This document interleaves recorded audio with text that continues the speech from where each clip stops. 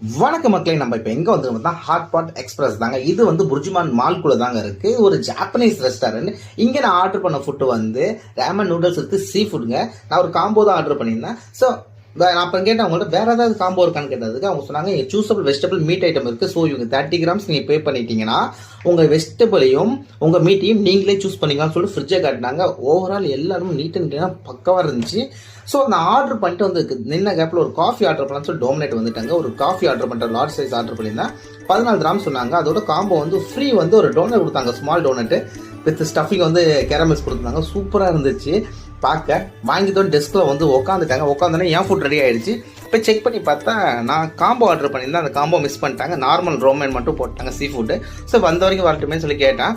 சூப்பராக இருந்துச்சுங்க ஃப்ளேவர். உண்மையிலே ஓ மை காட் அப்படி தான் இருந்துச்சு. ராமன் நூடுல்ஸ் எல்லாமே ஹோம்மேடு, பக்கா நீட் அண்ட் க்ளீனு. நான் ஆர்டர் பண்ண ராமன் நூடுல்ஸ் வித் சீ ஃபுட்டில் வந்து சீ ஃபுட் இருந்துச்சு, ஒரு எக் இருந்துச்சு, தோஃபு இருந்துச்சு, அது இல்லாமல் சூப்பு கொடுத்துருந்தாங்க செப்பரேட்டாக, காம்போ ரைஸ் கொடுத்துருந்தாங்க. ஓ மை காட் 23 கிராம்ஸுக்கு பரவாயில்லைங்க, பயங்கரமாக இருந்துச்சு ஃபுட்டு.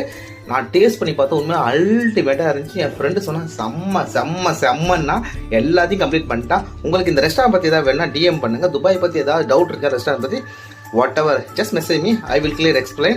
So மறக்காம லைக் பண்ணுங்க, ஷேர் பண்ணுங்க, சப்ஸ்கிரைப் பண்ணுங்க. பை.